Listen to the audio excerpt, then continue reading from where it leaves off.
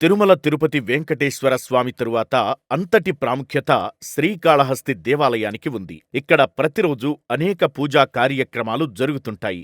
శనిదోష పూజలే కాకుండా ఇతర పూజా కార్యక్రమాలకు ప్రాధాన్యత ఉంది. అయితే పవిత్ర మహాశివరాత్రి ఉత్సవాల్లో భాగంగా ఆలయ పట్టణమైన శ్రీకాళహస్తిలో తాజాగా పవిత్ర కైలాసగిరి ప్రదక్షిణ జరిగింది. ఈ కార్యక్రమానికి ఒక విశిష్టత ఉంది. కళ్యాణోత్సవం వేడుక తరువాత సంక్రాంతి, మహాశివరాత్రితో పాటు గిరి ప్రదక్షిణ సంవత్సరానికి 2 సార్లు జరుగుతుంది. అంతేకాకుండా భక్తులు ప్రతి పౌర్ణమి రోజున దక్షిణ కైలాసగిరికి వెళ్లి మొక్కులు తీర్చుకుంటారు. భక్తులకు కైలాసగిరి ప్రదక్షిణ ఎంతో ప్రాముఖ్యతను కలిగి ఉందని, వారిని దైవానికి దగ్గర చేస్తుందని పూజారులు చెబుతుంటారు. తాజాగా జరిగిన వేడుకలో వేలాది మంది భక్తులు పాల్గొన్నారు.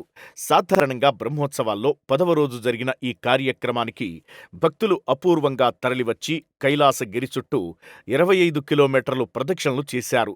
ఓం నమఃశివాయ అని జపిస్తూ ఊరేగింపులో భాగమయ్యారు.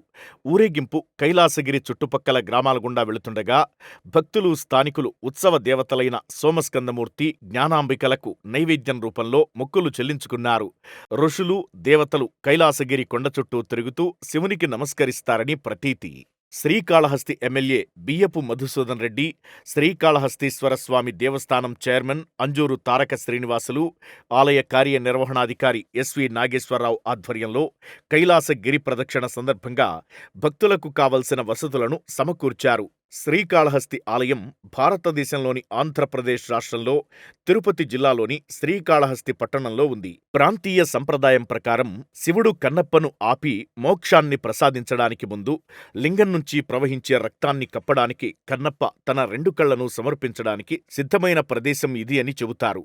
లోపలి ఆలయం 5వ శతాబ్దంలో నిర్మించగా బాహ్య ఆలయాన్ని 11వ శతాబ్దంలో మొదటి రాజేంద్ర చోళుడు మరియు ఇతర చోళ చక్రవర్తులు మొదటి రాజాదిత్య చోళుడు, మొదటి రాజరాజ చోళుడు, మొదటి రాజాధిరాజ చోళుడు, మొదటి కులోత్తుంగ చోళుడు, 3వ కులోత్తుంగ చోళుడు మరియు విజయనగర రాజులు ముఖ్యంగా కృష్ణదేవరాయలు నిర్మించారు. తిరుపతికి 36 కిలోమీటర్ల దూరంలో ఉంది శ్రీకాళహస్తి ఆలయం.